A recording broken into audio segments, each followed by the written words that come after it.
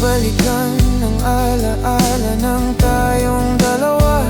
Ngunit hindi ko magawa ang sarili magliwanag. Paano na ngayon? Ika'y